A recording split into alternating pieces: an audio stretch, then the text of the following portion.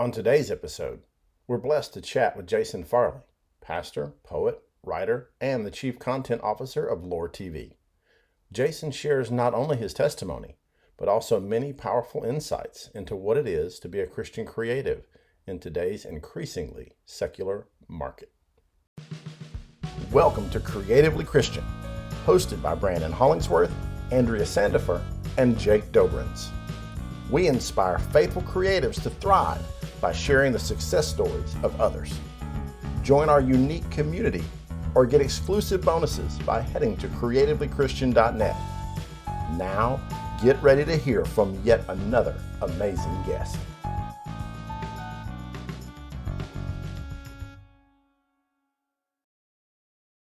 Hey, everybody out there in Creatively Christian podcast land. This is Brannon Hollingsworth, your anchor podcast host with Creatively Christian from Theophany Media. And I am very excited that the stars have aligned and God's will has providentially ordained that me and Mr. Jason Farley are actually on a call today. Welcome, Jason. It is so good to see you. So good to be here. Yeah, it's third time's the charm. It took a little bit to get a schedule to work. That is right. Well, you're a busy guy, and I'm sometimes a busy guy. But we're going to dive into all that and tell these wonderful people what you're doing, and hopefully you can give them some encouragement and tips and tricks along the way. But first, I want to tell them who you are in case they don't know. So I'm just going to read your bio. Sound good, brother? Yeah. All right. Jason Farley is a screenwriter, comedy writer, and poet from Spokane, Washington. He pastored for a decade before becoming a writer.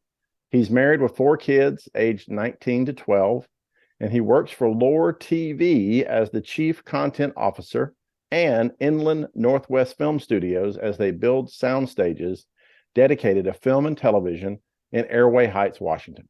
He moved into his childhood home in 2016 and enjoys martinis and conversation. He podcasts with the Chocolate Knox every week on Knox Unplugged about poetry, culture, and the full Christian life. Well, again, welcome, Mr. Jason. So good to be here.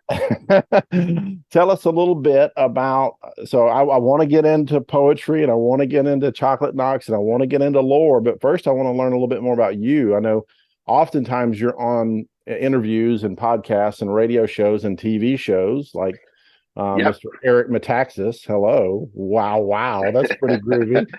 It is. He's a great guy. Well, maybe you'll introduce me one day. So. But anyway, I know I can do my best. All right. I know normally you're talking about lore, right? But I want to talk a little bit about you, because Creatively Christian is all about inspiring, young Christians, hopefully to be creative, to use what God has instilled in them, built in them, bent them towards doing. So talk to us a little bit about kind of your creative journey, right? When did you realize you became creative and kind of how did you wind up where you are now? So yeah, well, I mean, I grew up always creating. I did a lot of music, was in bands, wrote music, learned a bunch of instruments, and was thinking that music was going to be the way that I went. And then I went off to my first semester as a music major, and my ear training professor said, you shouldn't be a musician for a living. But I didn't grow up going to church, so it was the first time I ever sang was when I had to do ear training, and you have to sing notes and it was just one of those things where it's like, oh, this isn't my path. And but my worst grades were always in writing. And so I thought that's probably what I should do with my life. What? That's crazy. I loved writing, and I always I was good at school until I went to college, and then, my life tried to destroy my life, with my social life. And so college took me 3 tries, right? I failed out a couple of times. And then the third time, once I had a wife and some kids, then college finally took. Gotcha. But the thing I always struggled with was writing. It was the hardest thing for me, and I always got the worst grades there, but it was the thing I enjoyed the most. So I'd always steered away from it because I was being the feedback loop in school was that you're not good at this. But it was actually the thing that I loved. And so finally I just said, I don't know, can I say screw you? Screw you Sure, to sure. school. I'm gonna go be a writer. Right. And so my first so I started writing and just writing consistently. I wanted to write um history and humor novels. And my but the thing that uh where I started, because the way they taught in school wasn't working for me, I started taking my favorite authors and reading them a bunch of times, breaking down how they did it, pulling it apart, and then trying to rewrite what they had done, and Mhm. said, that's how I'm going to learn to write, because the traditional school model didn't work for me. Um, but that's when I finally found kind of the life of my pen, Mhm. is in that process of saying, how, you know, here I am, working delivering pizza, working or I've had a ton of jobs. I sold lotto cash checks and lotto tobacco and cash checks for a long time. And worked night shifts on factories and all sorts of stuff while I was trying to learn to write. And the thing that worked was the stuff that moves me, just breaking it apart and asking how is Mhm. it doing this. And that's when I finally got my first article published, which was a biography of John Owen. Got And then got my first um, comedy piece published, which was a commercial called npr.org, about Sauron's national radio station.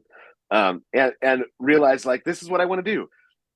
And then a couple of different pastors sat me down and said, "We think you're called into the ministry." So I went and did seminary and did ministry for a while, but kept honing the writing skills on the side.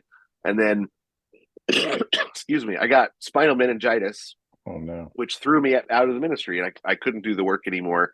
Was just It took about 2.5 years to recover, and re-honed, retooled as a, a screenwriter in the process, because I thought I was going to be a novelist. I've got one novel published, I've got another written, but in the process, I would meet other novelists and say, let's trade manuscripts. I'd send them mine, they'd send me theirs, I'd read theirs, give them a bunch of feedback, and then I'd never hear from them again. And I realized that novelists are mostly, um, they mostly are hermits. And I'm not a hermit. I love people. I love the process of working together in a group. I love the collaborative creativity, and that's what you get in screenwriting. And so I dove into screenwriting and optioned. I've optioned uh, three feature length films, Praise God. um, and one TV show, and then have since and then also had the pilot made for another TV show that I wrote, um, and the another pilot that I was a show creator on is currently being edited. So that one's a game show called Stand Up.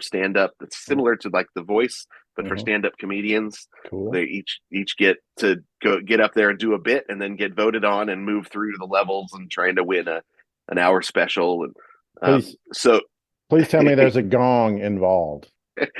there isn't, but that would have been brilliant. You know, we started with pros that are all, because we're trying. The goal is eventually, so season one is all pros, but the goal is eventually to have, Amateurs. new amateurs. Yeah. But I didn't want to risk it. Not in the pilot. Not. Not in the pilot. Yeah. So um, the other TV show that we just made a pilot for is called The PKs, and it's about a pastor's family using Cool. humor to survive the fishbowl of ministry.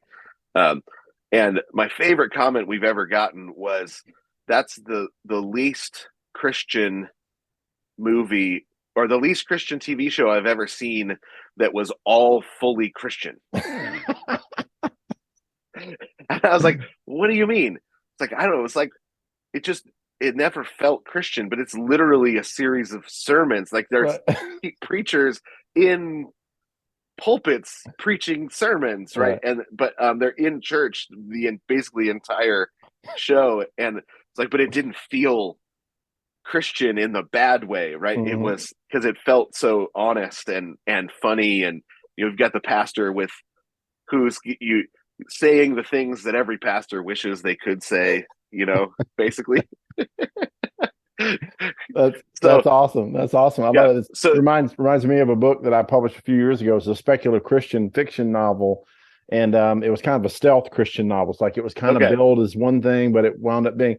And all the reviews are like, "I wanted to hate this book because it was Christian, but I loved it too much to hate it." And I was like, "Yeah, yeah." And that's always been my goal. Is I'm to live as a public Christian with unashamed, but be so good at my craft that I can't be ignored. Yeah, that I can't be pushed into a lane. It's like, oh, you get to go over here to the faith-based lane, but everything is faith-based. It's just a question of which faith. Amen. So, Amen. So to really dig in and be. Dean Batali is a hero of mine. He wrote for That 70s Show. Christian, and he just what I was the editor for an audio magazine back in the early 2000s, and so I was editing an interview that he did, and it was interesting because it was a little bit of a combative interview, because the interviewer was like, as a Christian, how can you be writing on a show like That 70s Show? And he said, well, I got hired on it, that's how. And I said, well, but don't you feel morally compromised? And he said, no, not at all, because I'm living openly as a Christian. And I know that my job is to be a writer on this show. And when somebody puts forward a joke that's immoral or inappropriate or something, he said, I have an opportunity to replace it if I can come up with a better joke. Wow. Right? So it pushes him. Yeah, it pushes him. So he says, so there are things that didn't make it to air because I had a better joke. If my joke's not better, then I lose, and that joke goes up there. And because the job is be as funny as possible. That's but awesome. He said, I don't try to put in Christian jokes. I try and put in the best possible joke because that's my job as a comedy writer. And then I write it from my Christian convictions. And so that interview has been a guidepost for me throughout the industry, because I've worked in secular and in Christian context both, and just always been an open Christian, because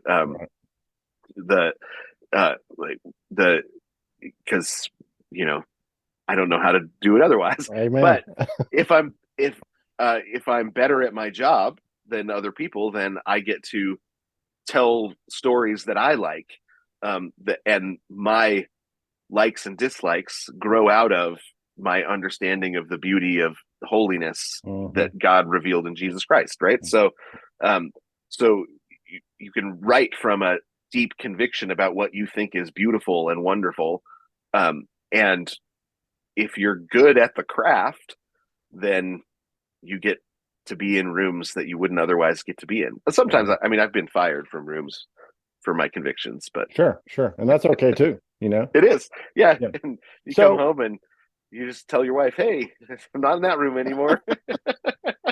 Hey, don't buy any expensive groceries. Yeah, exactly. The Lord's going to provide.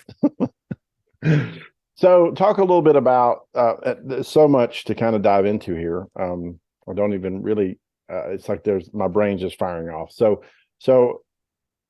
honing your craft is really, really important. Yeah. Something that I've talked about a lot in podcasts and kind of on this show as well. But for the new writer, or maybe not the new writer, but maybe someone who kind of has figured out, like you did, hey, I know I want to write, but writing's hard and I'm getting bad grades, or I'm getting poor reviews, or, poor marks. What are like maybe 2 or 3 like go-to methods that you've discovered that really help you to grab the bull by the horns and get better? So yeah. Well, so which should I talk, screenwriting or comedy writing? What do you think would be it's most up to you. Interesting? It's up to you. I think I'll talk screenwriting. Same applies for comedy writing. But one thing is there's an entire there's an entire pile of resources that you can always go get that help.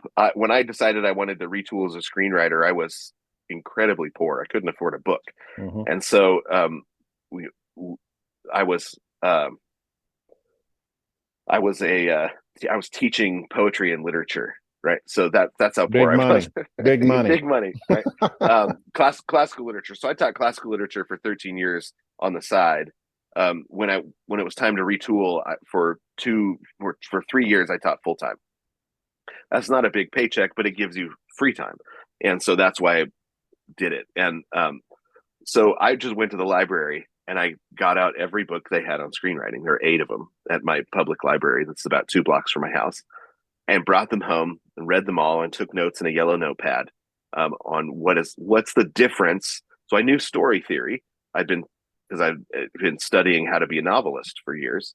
But what's the difference with screenwriting? How to and really dug into act structure and all of the things that are a big part of writing drama.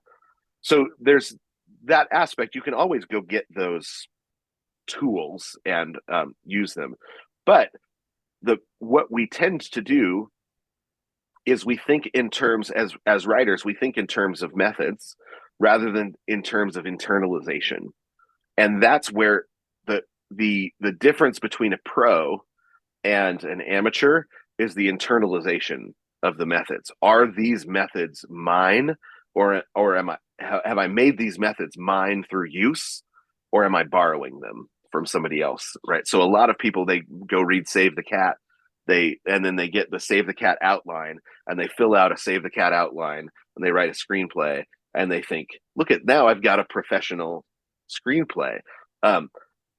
Save the Cat it's sort of the Aristotle of the movies. Aristotle wrote Poesis right at the end of the golden age of drama, and he ruined drama. He ended the golden age by analyzing it and saying, here's what they all have in common. And then all the writers tried to say, let's just do what Aristotle says, rather than writing stories from a deep place within them. So you've got Sophocles and Aeschylus writing these incredible dramas from a place of having just made the drama skills their own. Save the Cat works the same way. You give it to a 20-year-old and they write a bunch of screenplays that basically just look like Die Hard again, which is a fun movie, but you can't use somebody else's methods to write. You have to learn other people's methods, but then you have to internalize them. They have to become your own, and that only happens by use. So that's the first thing is so I have a system that I write with, because if you can't write at speed, then you can't be a pro, right? You have to be able to write and some people have systems, some don't. I have a whole series of master beat sheets and everything that I use to write at speed, but they're my systems that I'm constantly tweaking and working on, and because they're mine, right? And I can write because I have them fully integrated into how I write. I can write without them. It just doesn't go as fast. Right. I've got my 7 questions that I ask before I ever start. Here's my 7 questions to know, do I have a story yet, or do I just have a concept? Because sometimes you feel like you've got a story, but it's actually just a concept. And I go through and I answer my 7 questions. And if I can't answer one of them, then I don't start writing yet. But these are all things that my system that I've built by reading and studying other people's systems, trying to use them and then internalizing them until they're mine. And so for a lot of young Christian artists, they think they have an advantage by being Christian in the craft, but they don't. Right. Right. Absolutely not. You have to actually learn the craft. Then the other thing is, if you want to be a screenwriter and you've never read a screenplay, then you don't really want to be a screenwriter, right? So or if you, and or it's if you amazing hate, how many, or if you hate reading screenplays, right? right? Yeah. I mean, the I've got my favorite screenplays because when you and favorite screenwriters but it's not because they're their favorite movies that I've seen, but because the screenplay itself is so great. Yes. Right. So a guy like Edgar Wright, I wouldn't put any of his movies in my favorite movies of all time, but his screenplays are amazing. Where the way that he thinks about story and the integration of everything in his storytelling, he gets on the page in his screenplay. Well, if you've never read screenplays and you can't tell the difference between one screenplay and the next, then you're not ready. Right. I mean, you should be writing, but you're not yet at a level where you can say, this is what I want to do with my life. Right. Yeah, I often liken it to making chili. Everybody basically knows how to make chili, and lots of people like to eat chili. But when you really love chili, you got your own recipe, and nobody else does it just the way you do it. And I think writing is very much the same way. You have to internalize your love of the craft, and in doing so, you formulate your way of doing it. Right. So it's this great and beautiful process. Yeah. Awesome. That's excellent. Well, and I've gone through all the master classes, right? And now I'm doing all the BBC Maestro classes on screenwriting. I've written 40 full-length screenplays, right? But every single one I read, I think, oh, that's really good. And I tweak one thing in my system with every new thing. So it's got to be alive within you. And that's just through use. Absolutely. So I want to dive into another element of kind of your backstory, in that you said, you grew up not being in church, you weren't singing, but then at some point, you're now having elders and stuff kind of redirect you. So how did your faith begin to, or when and how did your faith begin to affect your creativity? Yeah. So a kid from my soccer team in high school just said, "Hey, Jason, you want to come to my youth group's going roller skating? You want to come?" And I was like, I'm an atheist, right? And he was like, "Yeah, but everybody loves roller skating." I was like, "It's true, I do love roller skating." Right? The universe doesn't care if you're roller skating. Yeah, right. Yeah. So, and so I was like, "Okay, I'll go roller skating." Right. So I went roller skating, and had a good time, because it turned out Christians weren't weirdos. They were just a bunch of normal kids who also liked roller skating. And they had a thing that said, "Hey, if you want to go up to our fall disco retreat, put your name down here." And I was like, "I do like disco." Right. So I signed up. I don't know what a retreat was, didn't know what was going on at all. I was a philosophically minded, cynical teenager who was a kind of loudmouth atheist, liked to tell everybody, especially girls, why they should be atheists, and because then you get that meaningful conversation with the opposite sex. Because I was a teenage. That's a bad pickup line, Jason. That's a bad pickup line. I know that now. I thought it was a great pickup line at the time. Like, "Hey, have you ever read Nietzsche?" Yeah. But hey, there's really no point in anything. So yeah, exactly. You and me, baby, we ain't nothing but mammals. So terrible pickup line. But went up, and a friend of mine who was really funny. He was the funniest person I'd ever met. He had just become a Christian months earlier, and so he stood up and gave his testimony, and I was just blown away. It's like, I know this kid. We grew up very close to one another, and he was he we're still actually close friends to this day. And he was a new Christian, and all he did was get up and say, "Look, I don't know that much. Here's what I know. I met Jesus, and it's changed everything.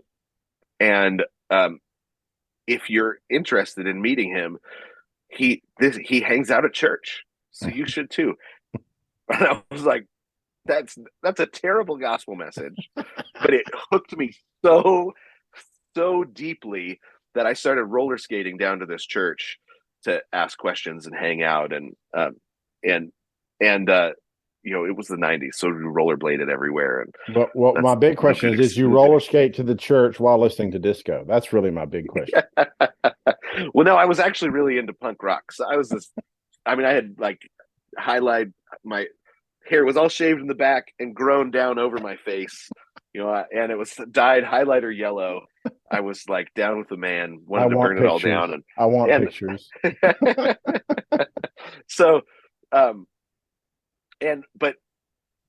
and now I look back, once I knew what was going on, it's so funny because I would walk through the front door and just say, "Hey, I've got questions." And I was talking to like the secretary for the children's ministry, and she would just be like, "Well, I'll do my best," Right. And she'd try to answer my questions. And I had no idea what I was doing, but Jesus was intriguing. Mm-hmm. And then finally somebody was like, "Well, do you have a Bible?" And I was like, "I don't."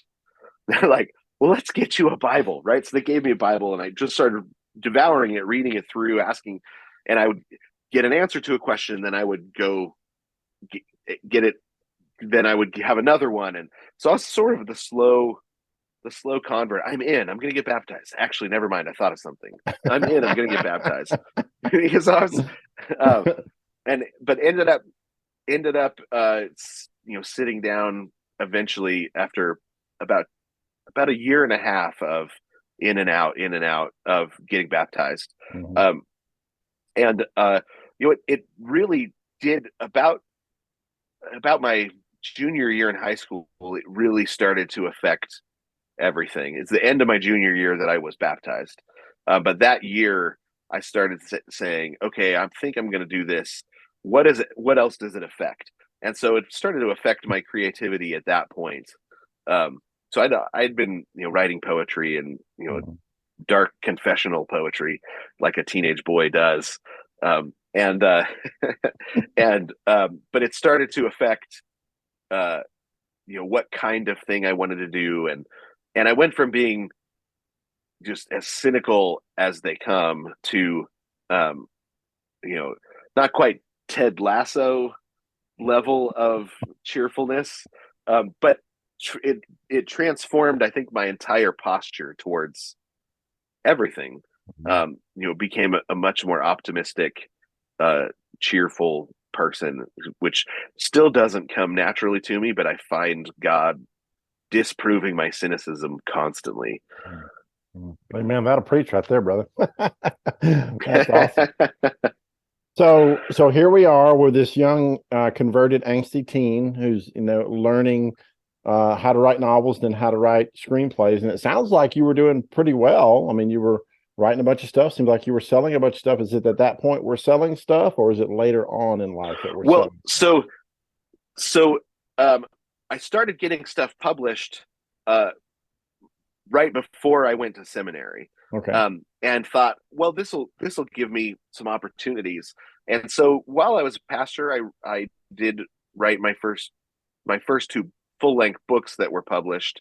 Wrote a children's book and wrote a book called In Pursuit of Kindness on the Christian virtue of kindness, of being kind, because in our day and age, for whatever reason, kindness is not treated like a virtue anymore. And where, being like really hardened and angry and posting stuff that makes people mad on social media is somehow treated like that's a virtue, but kindness, that's just weakness, And so that book actually still sells consistently. Awesome. Which most of my other books don't sell consistently anymore, but that one still does, because I think people find it very refreshing when they're reminded, actually, look how kind God is.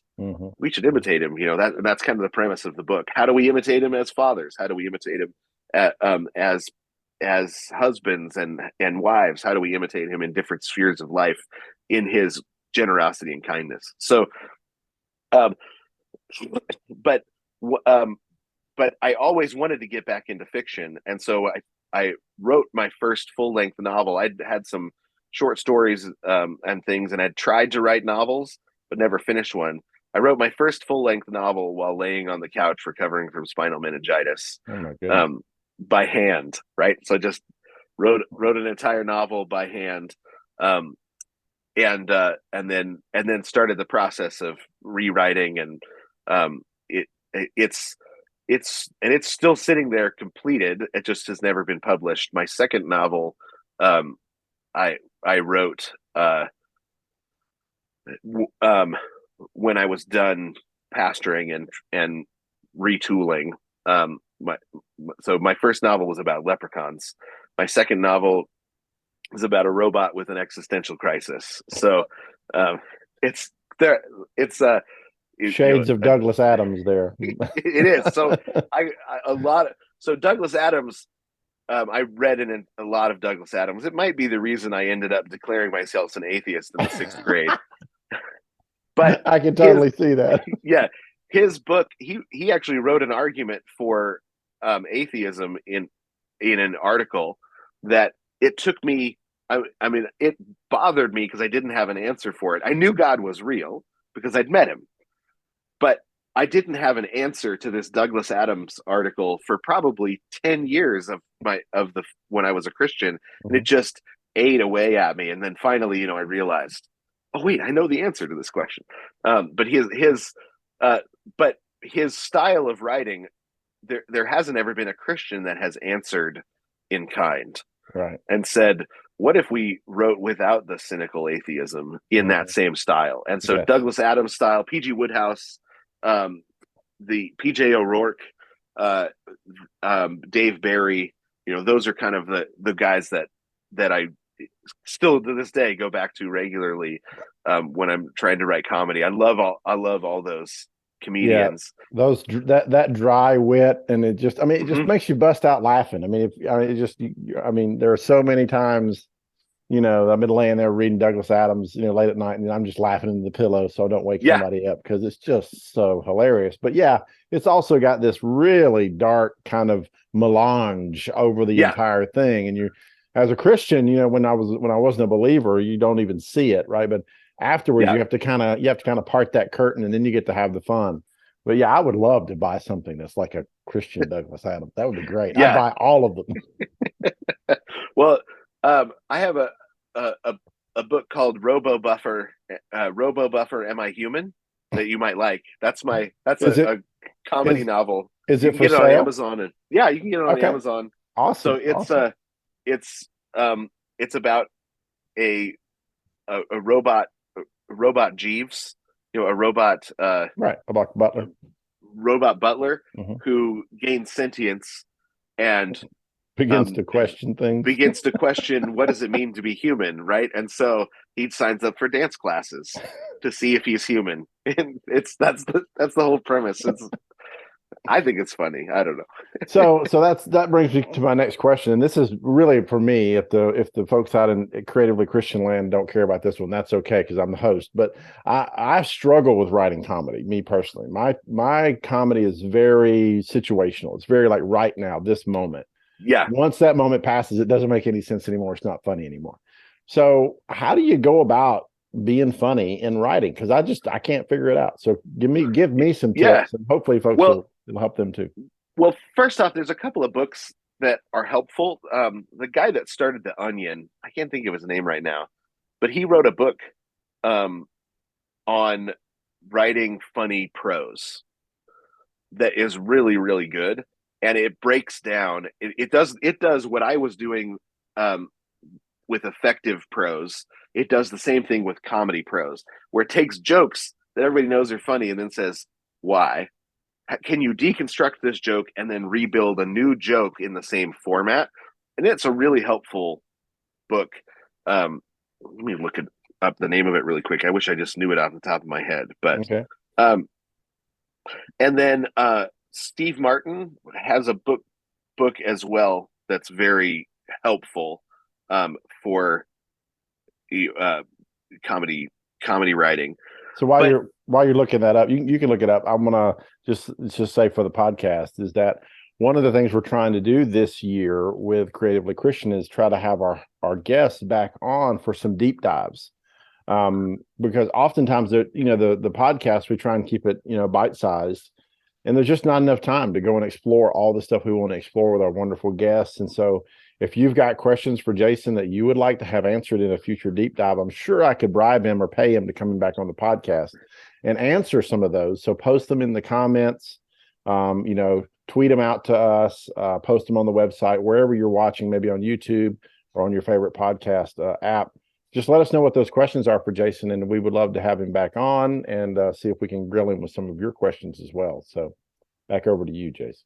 I would love to do that. That would be a lot of fun. And there's not a lot of people that unfortunately are in the Christian world that are talking about the theory of comedy and I think the people that make everyone laugh own the future, right? I would love to do that more. I cannot find the book, right. Unfortunately. So that's all right. You can look it up and just send it to me, and we'll put it in the show notes. That's no big deal. Okay, but I'm constantly reading comedy and comics talking about writing comedy. I just read comedy drama by Bob Odenkirk, and based on a true story by Norm Macdonald, and guys that are masters of the craft that are not necessarily Christian, but as a craftsman, these guys are at the top of the game. Norm Macdonald became a Christian right towards the end of his life, which is when you can find him telling the story, and it's fascinating to how hard it is to convert a comic. Because their BS meter is so tuned. And I think that's a really important point that would be helpful for our audience, is that don't be afraid of, a resource if it's not necessarily Christian. I think a lot of times there's this stigma that we have as creatives who are also followers of Christ, and that, we can't read that book because that guy's not a Christian, or that girl's, doesn't like Jesus, or has said openly that she's an atheist or whatever, but they still masters at their craft. I mean, that's, for me, right. I really learned to write comics by reading Mike Mignola, right? And he's, he's not a Christian, and he's, you bust out some Hellboy. There you go. Yeah. He's Roman Catholic, but right. Well, that's a whole nother show. It's a whole nother show. But anyway, Hellboy is it. So it's some of the best writing, and his artwork. Oh my gosh! Oh yeah, his artwork gives me chills. Yeah. I love it so much. It's that's my phone is Hellboy too. Oh, he's my favorite. He's Mine too. And that's a whole nother show as well. We could just riff off of Mignola for an hour. But yeah, I mean, so I deconstructed Mignola to try and understand how to really write comics well. And so as a Christian creator, you shouldn't be afraid of looking at these resources just as resources, right? Yeah. Not that you're buying into their worldview, not that you're gonna, follow them down the path of destruction or whatever, but you're just understanding what they do and how they do it. And I think that's a really, really good point that you made. So talking one of the exercises I do as a poet is I take a non-Christian poet with a poem that I like, and imagine what would happen if they got saved, and rewrite that poem. That's awesome. So I call it my In the Pew series. What if you put Billy Collins in the pew? What if you put and just like because when you're reading, what would E.E. Cummings sound like? Yeah, right. So E.E. Cummings, he did not like Jesus, and therefore he did not like language, because even grammar reminded him too much of Jesus as the logos, and so he was always trying to deconstruct it. But you say, well, what would happen if he got saved? And you took his style and tried to rewrite his style with as a Christian, with glorifying God in mind. Glorifying God, yeah. Are those published? Because I would love to read those too. That's a great idea. Some of the best ones are, I've got a collection of poems called No One Doubts a Belly Laugh. Mm-hmm. Um, and it's got some of them in there. Um, a lot of them don't turn out. I mean, you write 1,000 poems to get 100 good ones. That's It's very just true. Very true. and so the ones that don't turn out, they sit in a hidden file on my computer. Um, Well, if they definitely. even ever get typed out. Right. Definitely send that over to me as well. We'll put that in the show notes and folks can pick Okay. it up. I know I'll go pick that one up for sure. So, you mentioned in the last kind of your response, you mentioned owning the future, right? You were talking about, the comics are the ones that are going to own the future. And that's kind of in the same vein of lore and is a good transition, I think, into what you guys are doing at lore. So can you tell us, kind of briefly, we're kind of at that point in your story now where you're selling well and you're now a Christian and you're no longer in the ministry. And now here comes this lore thing. Can you tell us a little bit about what is lore So and what are you guys trying to do? so what keeps a lot of Christians and conservatives out of filmmaking is they all the distribution is owned by people with an agenda. And it hasn't always been that way, but as of late, it is more and more been very obvious that that's the case, right? With cancel culture and everything growing. And I mean, I had a producer that I was doing story fix work for him say, I wish I could just put you in the room, but you'd probably quote the Bible in the room because you always do when I ask you story questions. Like, yeah, I probably would, but why is that a problem? He said, well, I understand that you're quoting the Bible to solve story problems because I've seen you do it enough times to understand that what you're doing is you're saying the most successful storybook of all time is the Bible. Right. Your story is not working, but it's always a version of one of the stories in the Bible. Every genre is covered, and so he brought me a Western once to do some story fixing on, where their third act was going flat, and it was. You're like, yeah, your third act's totally going flat. But I said, do you know the story of Adam and Eve? And he said, no, I don't. And I said, can I tell it to you? He's like, sure. And I told him, he's like, that's an amazing story. I can't believe I've never heard that. And he said, how does it fix my story? I said, well, because in Act 2, when you introduce an Eve character, you introduce her as causing problems, but she doesn't have the answer also. Eve is the answer to Adam's problem. If you're going to introduce this woman, she needs to also be the answer and not just the problem, the cause of conflict.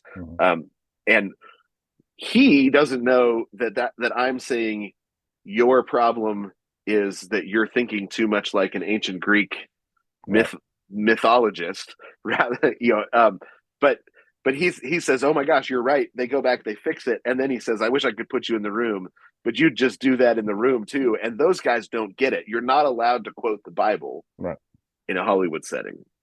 And I was like, yeah, that's not going to work then. I can't not do that. It's the overarching way that I think about story.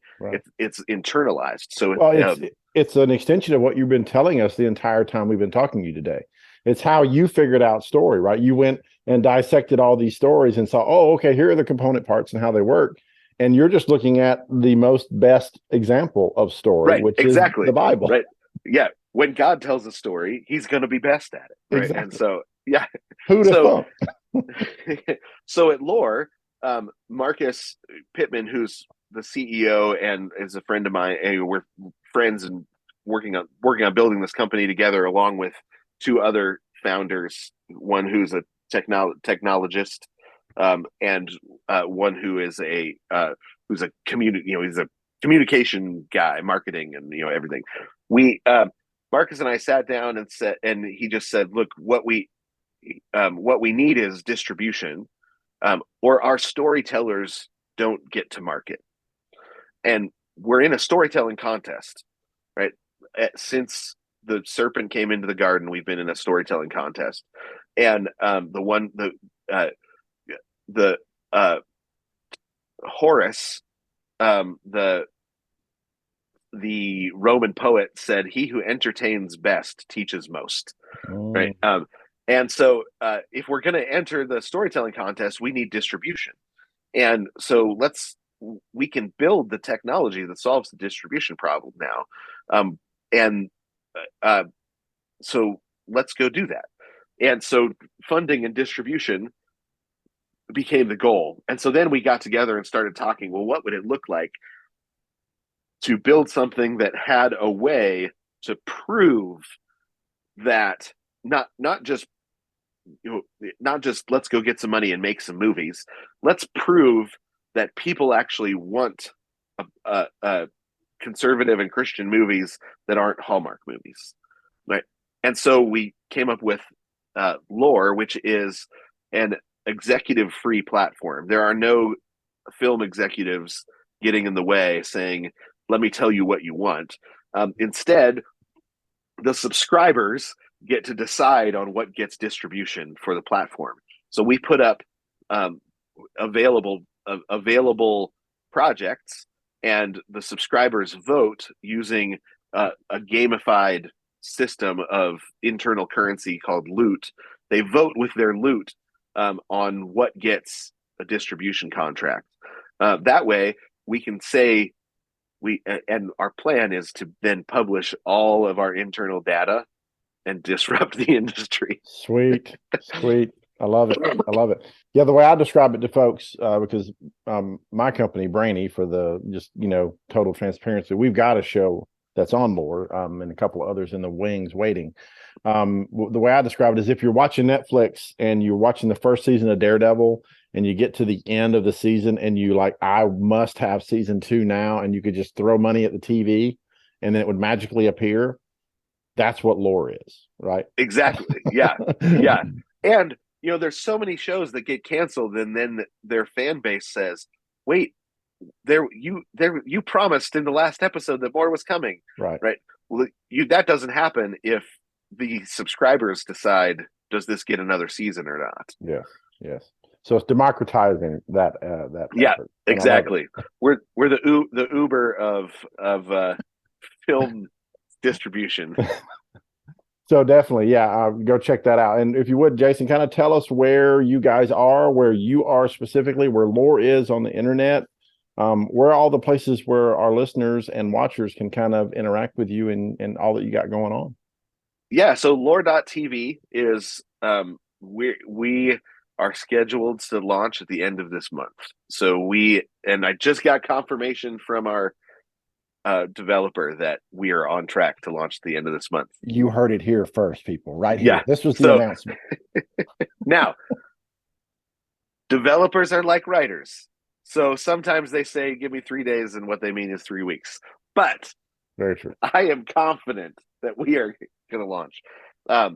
So lore.tv is you can go and you can put your email on the list to make sure you get notified when we're ready to go. And we have a whole list of projects up there. You can go and you can watch trailers, you can watch some episodes, you can watch some pilots and trailers and pitches and see some of the stuff that we've got going. But we've got 40 contracts now, so we're going to be our first season will go up there very shortly. So get on the list there, and you can be on the front end of that. And then I do have a podcast called Knox Unplugged with my podcast partners, Chocolate Knox, and and we talk about poetry, creativity, and fiction life. Let me know if you need a guest. I'm there. Yeah, it's a ton of fun, and it's long form. So we have kind of where you can have a long conversation with someone. So we usually go 2 hours for and just because people don't get those opportunities to do deep dives into a topic and discuss it very much, especially on anything that has to do with creativity. And we talk about politics some, but mostly not, because politics aren't very interesting. I hear you. Preach on, brother. Preach on. Yeah. I mean, my books are on Amazon. You can always find those there. And then, did I answer all the Yeah, and questions you're on Twitter. I know you're at least on Twitter, right? So yeah, I'm on Twitter. I'm terrible at social media. My Marcus is always bugging me. He's like, "Hey, we're gonna need you. Go post some stuff and get back in the algorithm, right?" And so then you go out and you gotta like think of things to post. Like, I don't find myself particularly interesting, so I don't I'm the same way that much.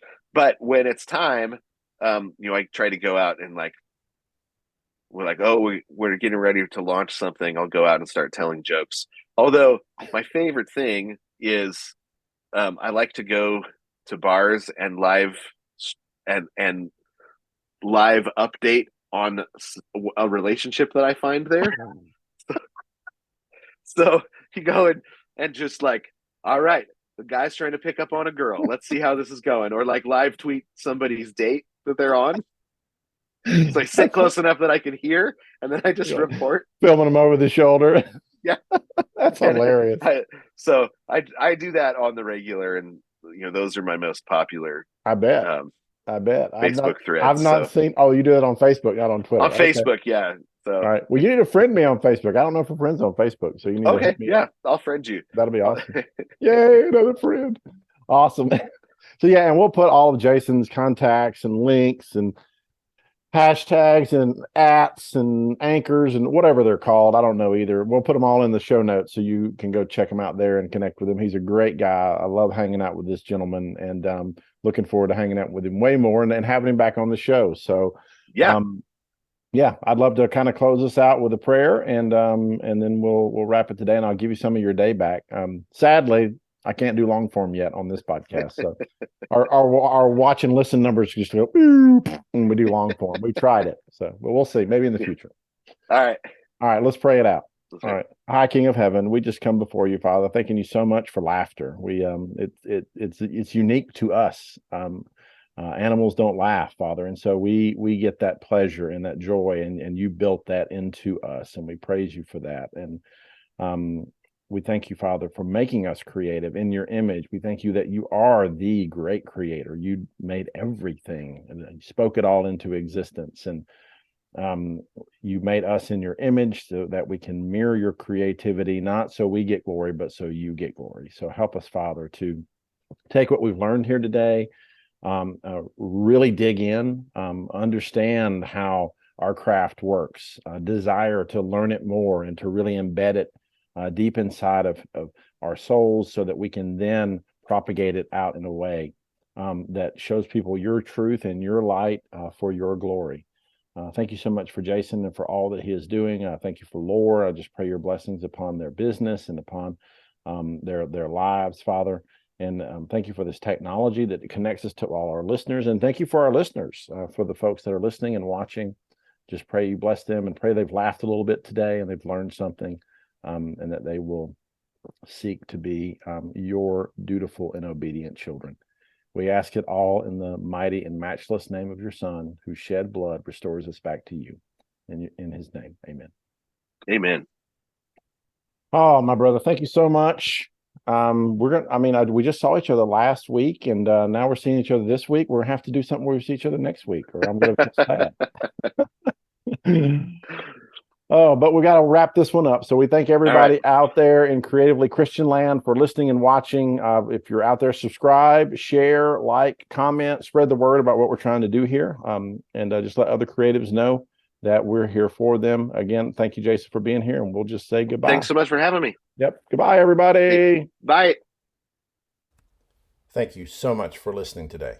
To find all the links and resources that were mentioned in today's episode, please head over to our website at creativelychristian.net/Jason. Thank you so much for listening. Please rate, review, and share this episode so we, in turn, can bless even more people. Creatively Christian is a product of Theophany Media. You can find out more at theophanymedia.com. The show is hosted by Brannon Hollingsworth, Andrea Sandifer, and Jake Dobrins. Our logo is by Bill Brooks. Bill Brooks and Andrea Sandifer did our theme music. and Jake Dobrins produces and edits the show. God bless you, and keep on creating.